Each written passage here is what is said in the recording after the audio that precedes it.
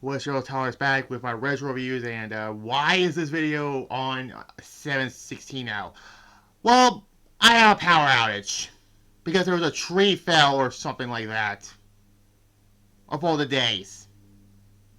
But the power's back on, and let's talk about that. Let's ignore that elephant in the room. Unlike Tony Khan and AEW with those stupid. Let's not talk about those, okay?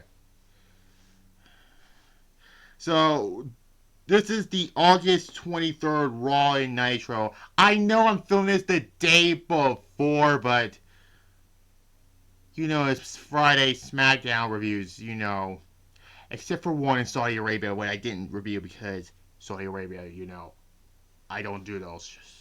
So, there's that.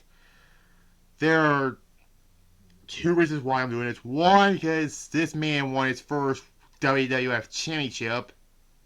I know I'm wearing a t-shirt in the near the end of August, but it's gonna be back up. The heat's gonna be back up, and you will see me wearing t-shirts again by September, because that's around the year that things got cooled down, basically. And yeah, next week will be the last review for this channel for the month of August. Sacrifice 2005.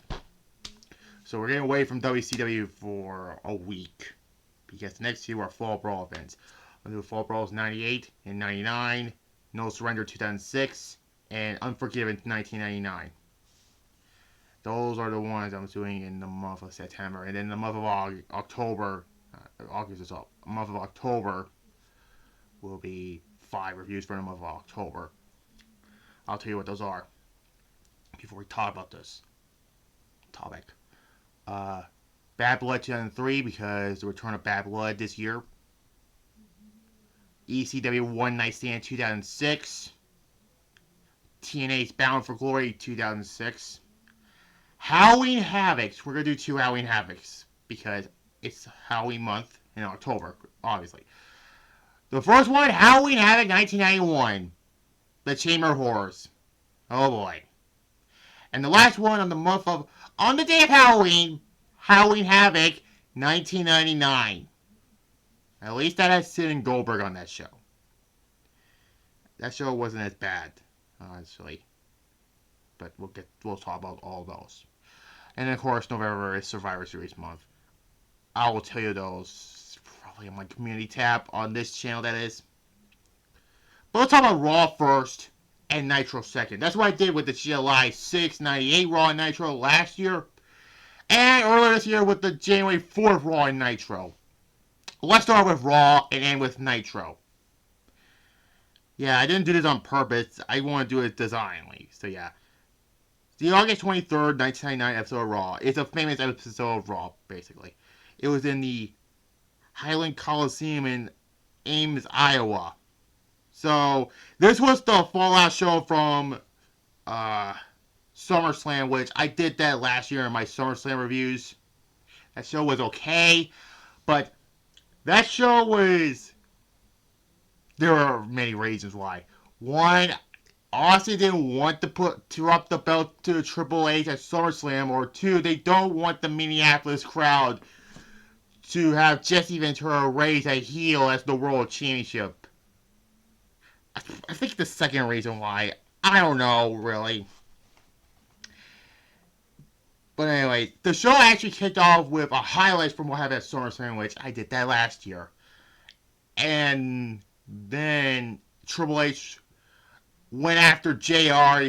Before he went after JR, he was supposed to interview the new WWF champion, Mankind, and then they led to Triple H coming out and basically put Jim Ross in a Kimura lock. He was furious. He crippled the Rattlesnake, which this began the feud between Triple H and Stone Cold that lasted up until 2001's No Way Out. He gets Jim Ross in basically a Kimura lock, and then Triple H tells Mick, I want what's mine, and Mick kind of says, I'll give you the shot if you let him go, which this led to him breaking Jim Ross's arm throughout this whole show, Michael Cole took Jim Ross's spot for this night on Raw. And keep in mind, this was what, Monday, Tuesday, Wednesday, Thursday, 4 days before the inaugural episode of SmackDown. Outside the pilot episode. So yeah, this was the beginning of a new era for WWE. The beginning of a show has been going on for 25 years now. That honestly was better than Raw in most years. And I hate to say that, but it's true, basically. When they did the brand split back in 2002, yeah. Mankind declines the challenge, but then Shane McMahon comes down and says, you will put the title on line against Triple H, and that actually gives a good storytelling, and you can tell right away that um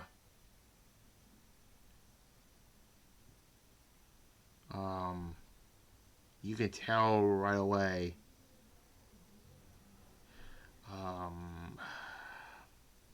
Mankind is gonna drop the title to the game, Triple H. But we'll get to that later at the end of the show. Start off with a hardcore championship match. Al Snow and Road Dogg went to a no contest because this was around Jericho debut for WWE 25 years ago now. I'm just being honest here. I miss the old Chris Jericho. What the fuck did AEW done to Chris Jericho? But this was during the whole feud between Bossman and Al Snow, which we'll say that by my Unforgiven review. Probably another Dumpster Fires video, but I have 2 more from August. Also, I'm not going to do a countdown list for this month because August is almost up, so what's the point, really? I'll do it next month, okay? So yeah, this was around time when Big Boss Man and Al Snow feuded, and this was during the time where the infamous scene on SmackDown where Boss Man allegedly cooked Al Snow's dog Pepper, and this led to Al Snow or Big Boss Man saying, "Don't let the cloth get your teeth in," or something like that. We'll say that for my Unforgiven 99 review. It was fucking... Oh my god, the whole thing with the attitude with these ridiculous storylines. This was just a short-ass match. A 1 out of 5, I'll give it. And then we get, for the WWF Tag Team Championships, Undertaker and Kane... Or Undertaker and the Big Show. Not Kane. No, Undertaker and Kane were in a feud in the tag team scene. Well, this was before Undertaker took some time off. Fought, guess what? This match also is in a no contest when they fought the acolytes of Farouk and Bradshaw. So the corporate ministry, or mostly the Ministry of Darkness, were in odds. But this was around the time the corporate ministry was done, basically. Because Vince cannot come back for a few weeks for this, because he came back around September, I believe. September, yeah. We'll say it by my Unforgiven review in September, basically. Yeah, what was this? X-Pac and Kane came doing commentary, and they brawled. This led to a 3-way tag match on the actual first episode of SmackDown, except for the pilot episode, but that is non-canon. But yeah. 2 out of 5, I'll give it. Then Jeff Jarrett with Mark Henry came out, because Jeff Jarrett did defeat D'Lo Brown at SummerSlam to win the Eurocontinental Championship. I don't know who said. I think it was Kurt Angle who said that. He was like the first Eurocontinental Championship. You were wrong. You were actually the third. D'Lo was the first, and Jarrett was the second. And then Jeff Jarrett just gave Mark Henry the European Championship. This was also the debut of the cat, aka Miss Kitty, whatever you call her, Jerry Lawler's ex-wife. God, Jerry Lawler leaving WWE was something I never thought was going to happen, really. And then Mark Henry wants to put his title on the line against somebody, and then out comes, well, it's supposed to be Sean Stacey, I guess, meat, but he got annihilated by D'Lo Brown. He fought Mark Henry, but this match is a disqualification when I believe Jeff Jarrett run in and cost. Yeah, Jeff Jarrett did interfere in this match. This was mostly a story-based driven match, really. I'm not going to rank this the whole thing. It's just a segment. Then Billy Gunn can't find a pen, and this led to Chyna getting herself a pen and write an open contract. This was around time. This was the same as Raw where Jeff Jarrett said he opened up an open contract, and this led to his last feud in the WWF. Outside of a mini feud he had with Elias 20 years later. Yeah. You remember that feud in 2019 when Jeff Jarrett feuded with Elias for some reason? And this was Jeff Jarrett, like, way past it. But how is he still going? It's beyond me. I guess he is the world's greatest wrestler, or whatever he says. Okay, I like Jeff Jarrett, but he needs to fucking stay out of the ring, really. But still. And this led to, Chyna and Billy Gunn arguing with each other, then Jeff Jarrett Bob Chyna with the guitar. And fuck you, Mike Graham, for saying never drew a die. Yeah, fuck you. But yeah, that led to Unforgiven and then No Mercy, where Jarrett allegedly held Vince up for money. I call bullshit, really.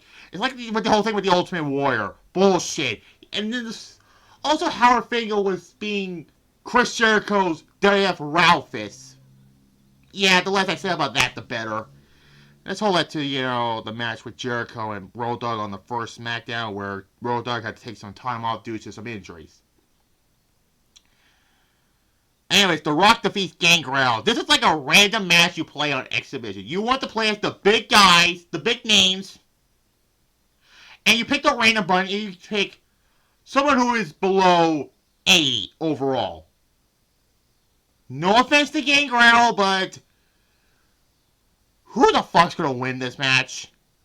The Rock? And this was right after he got done feuding with Billy Gunn. You know, the one where, my name's Billy and I just won King of the Ring, the God promo. I already said that like 1,000 fucking times. I did a parody with Austin Theory. It's still the funniest promo ever from The Rock. Rock says he's coming to become the number one, wants to get the shot at the WWF Championship, which, yeah.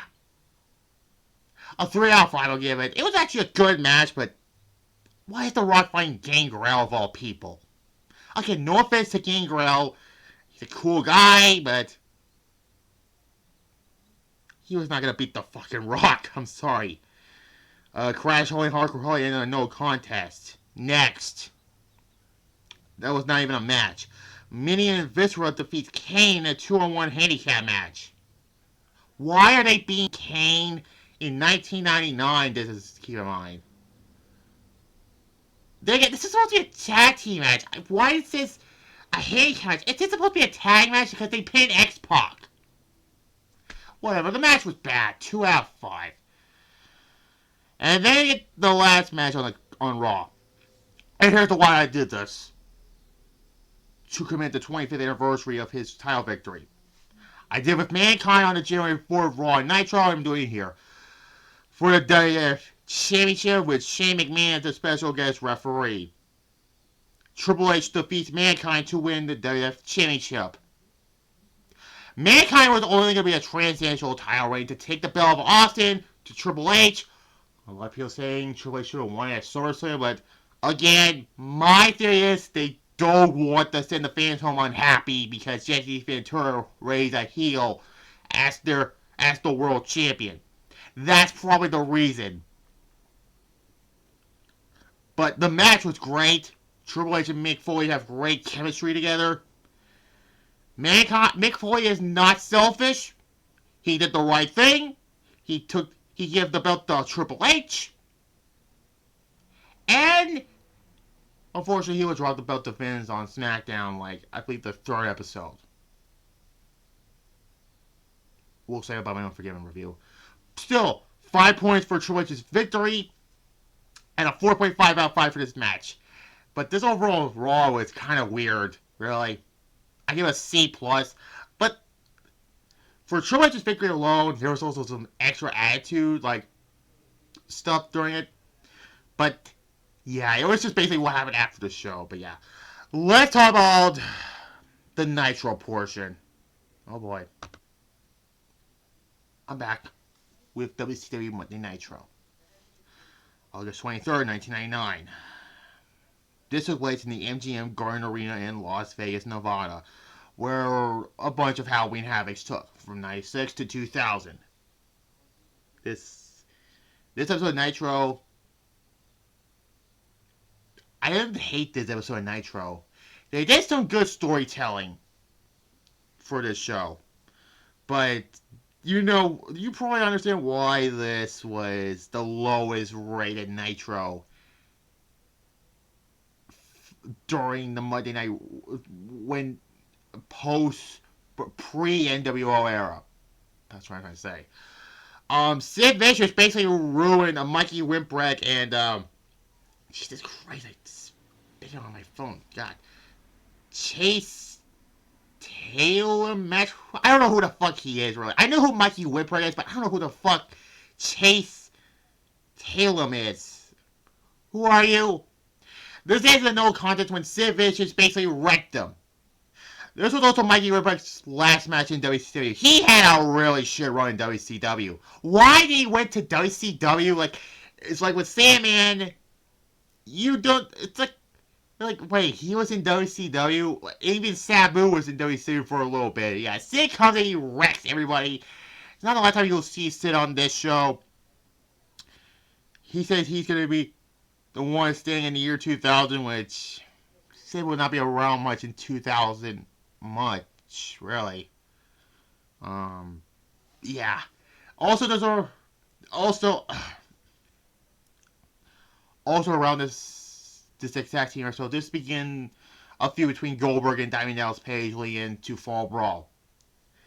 There was a bunch of segments, Kimmin was talking to Kimberly, and then Goldberg makes the arena where DP beat the shit out of Kimmin, and this DP wants to do a match with him and Goldberg in the exact same building they had at their classic of a match at Halloween Havoc. I think it's still a great fucking match, really. But that was more like a segment than an angle leading into their program at Fall Brawl. Which, that's fine. Goldberg speared Canyon and Bam Bam Bigelow for that. So, good storytelling for that program. Buck Bagwell defeat Ernest Miller. Next. 0. I don't know why I did another match with these two, and yeah, after that shit match at Road Wild last week I did. This was 2 weeks after Road Wild, or a week after Road Wild, basically. Something like that. And then we got for the WCW Cruiserweight Championship, and Sid Vicious basically met Lang Lang and Juventud Guerrera in a no contest also. This is going to lead to Sid versus Chris Benoit Fall Brawl, so get ready for that. It was a boring ass match, really, and thank God Sid ran to cause a no to destroy people. 1, I'll give it. Sting did cut an interview, did talk about his match with Hogan later on in this show. And Lex Luger came out to support his friend Sting. I want to know if they're going to do early era WCW Lex Luger or later era Lex Luger, because him and Diamond Dallas Page will be in the final DLC pack in November of 2K24. DP is the one I'm excited to see back. But, yeah. It was cool. But this late to Fall Brawl. We'll get to Fall Brawl. Brian Knobbs, the Barbarian, and Hugh Morris defeat Shane Douglas, Dean Malenko, and Perry Saturn in a 6-man tag team match. A nothing 6-man tag match. Rick Steiner got involved and lead to, Rick Steiner versus Saturn at Fall Brawl. Also, Benoit coming out to set up a match between those two later on in the show. 2.5, I'll give it. Fine match, but it was nothing to write home about, really. I talk about it, there was an Eric Bischoff interview. I forgot to mention this. Raven left during this episode of Nitro, by the way. He did. Bischoff says if you are not happy because they're doing the live Kiss concert, Raven stood up and left. He went back to ECW like some point later. It was their second episode on national television. I mean, can you blame Raven? I sure hell don't. I would have done the same fucking thing. So, anyways, back to this. Rey Mysterio and Billy Kidman defeat the Insane Clown Posse. It's fucking a shame that the Insane Clown Posse put on a better fucking match than Shane Douglas. Then again, it's Shane fucking Douglas. I don't give a shit about Shane Douglas, really. 3 out of 5. It's because of Rey Mysterio and Billy Kidman being in there.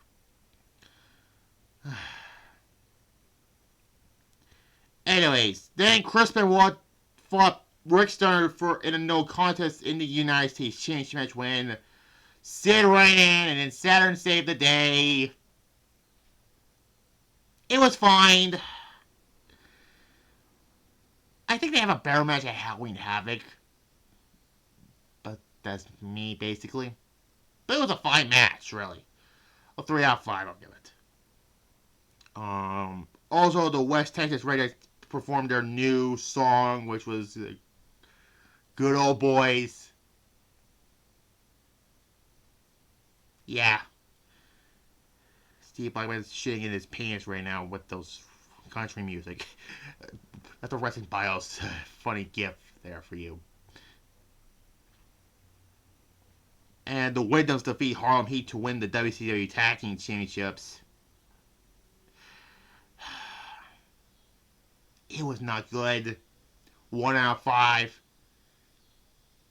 There's that. Vampiro defeats Eddie Guerrero. That made me sick to my fucking stomach because Vampiro sucks. The Insane Clown Posse did a good move by protecting Eddie Guerrero because he slipped off the top rope.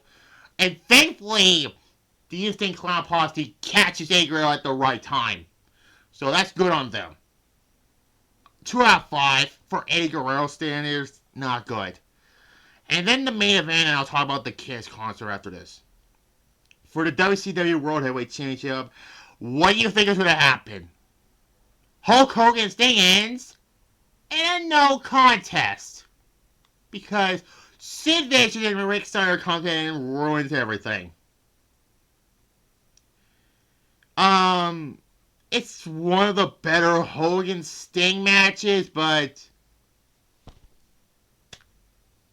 it's okay, really. A 2 out of 5, and then Goldberg saved the day, and Lex Luger was late on time, basically. And then the last part. This was not on the Peacock version, or the network version of this Nitro I watch. You have to watch this whole concert on YouTube. The live Kiss concert that debuted the Kiss Demon. And it went over like a fart in church, really.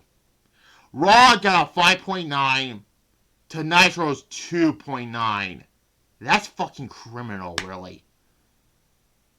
Nitro overall is a D+, really. So, yeah. Raw got 5.9 to Nitro's 2.9, and that's terrible, really. And who was their Kiss Demon originally? It was originally Bryan Adams, but he did not like the gimmick. So Dale Torborg took the gimmick, and the rest is history. So anyways, join me next week for Sacrifice 2005, the last review for the month of August. And it's off to the September reviews with the 2 Fall Brawls, 1998 and 1999. That's next week we talk about Sacrifice.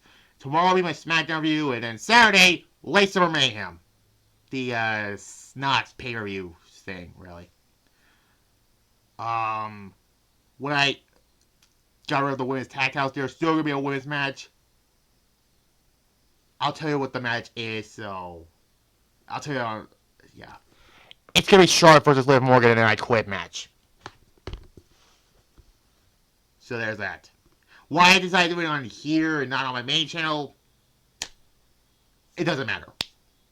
Like this video, comment below, subscribe to this channel right here, and click the notification bell. As well as my main channel also, subscribe and click the notification bell on that one so you'll see my SmackDown review. And we'll move on from there. Goodbye.